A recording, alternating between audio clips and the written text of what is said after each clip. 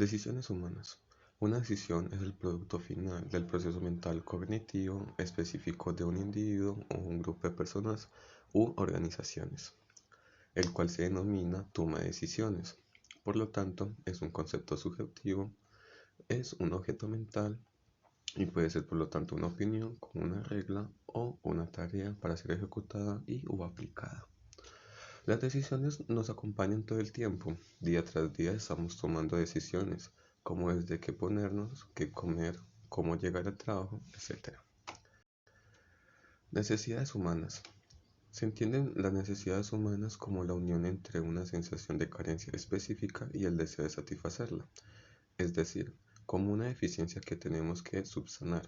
Estas necesidades son infinitas e ilimitadas, es decir, que no cesan nunca, mientras que los recursos necesarios para satisfacerlas son limitados e infinitos, lo que significa que estos cuentan con un número concreto de ellos. Las necesidades humanas se encuentran donde quieran que el ser humano esté, independientemente si se encuentra solo o en un grupo de estudio. Su estudio y organización, además, ha sido objeto de estudios por parte de la economía, la psicología y otras muchas disciplinas, a partir de las cuales se puede intentar una clasificación. De acuerdo a su importancia, se deben distinguir dos tipos de estas: primarias o biológicas. Son las necesarias para la subsistencia fisiológica del individuo, como la es alimentarse, dormir, hidratarse y ponerse ropa. Fundamentales o sociales. Son elementales también para el completo desarrollo de un individuo, como el afecto, la seguridad, la identidad y la vivienda. Secundarias o suplementarias. Estas son añadidas a una vez estén satisfechas las dos primeras y por lo tanto varían de una época a otra y de un grupo a otro, como son la riqueza, la participación política y etc. Según su carácter social, es decir, de donde provengan, necesidades individuales son las que toman en consideración únicamente al individuo o a un en específico, incluso si ello contradice las necesidades de un grupo al que se pertenezca. Necesidades colectivas son las que toman en consideración a la totalidad de una colectividad, comunidad o sociedad humana, incluso si contradice las necesidades individuales de algún miembro. Según su importancia económica, las necesidades económicas cuya satisfacción requieren de actividades económicas, como por ejemplo, para satisfacer el deseo de alimentarnos es preciso adquirir comida que ha sido previamente preparada. Para esto fue necesario contar con insumos que fueron previamente recolectados, producidos u obtenidos.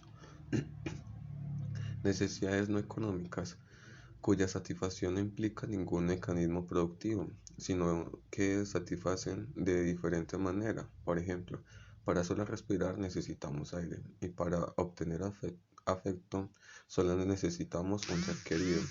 Si miramos, en ningún caso aparece la sedan productividad humana. Pirámide de Maslow. La pirámide de Maslow o jerárquica de las necesidades humanas es una teoría que formuló Abraham Maslow en su teoría en la que, conforme se satisfacen las necesidades más básicas, la parte inferior de la pirámide, los seres humanos desarrollarán necesidades y deseos más elevados, que es la parte superior de la pirámide. La jerarquía se describe como una pirámide de 5 niveles, los cuales 4 niveles pueden ser agrupados como necesidades de déficit, mientras que en el nivel superior se pueden denominar autorrealización o necesidad de ser. La conciencia. Esta se define como el conocimiento o percepción que tiene un ser de sí mismo y de sus alrededores. En ese sentido, la conciencia es asociada a la actividad mental que implica un dominio por parte del propio individuo sobre sus sentidos. Así, una persona consciente es aquella que tiene conocimiento de lo que ocurre consigo y en su entorno, mientras que la inconsciente supone que la persona no sea capaz de percibir lo que le sucede ni lo que le pasa a su alrededor. Algunos autores dividen la conciencia en dos. Conciencia fenoménica. Esta consiste en la interpretación de estímulos externos, como lo es comer, el dolor, los olores y los colores. Por ejemplo, nosotros al ver el color rojo tenemos una sensación única de que estamos viendo el color rojo. Se podría decir que esta es una interpretación subjetiva. Es decir, la conciencia fenoménica se refiere a estímulos emocionales inmediatos procedentes de los sentidos. Conciencia de acceso. Este es el procesamiento, razonamiento y toma de decisiones con base a la información obtenida, es decir, se refiere al pensamiento de qué hacer con la información obtenida. Autonomía.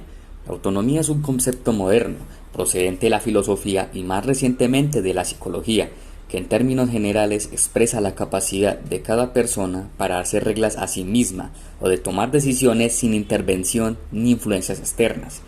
La persona autónoma es un ser responsable de sí mismo y encara el problema de cómo se comporta la persona ante sí misma y la sociedad. ¿Cómo se relacionan cada uno de estos temas? Estos irían en un orden. Primero, la conciencia. Esta es algo que nos diferencia a los animales, ya que nosotros somos capaces de percibirnos y a lo que nos rodea.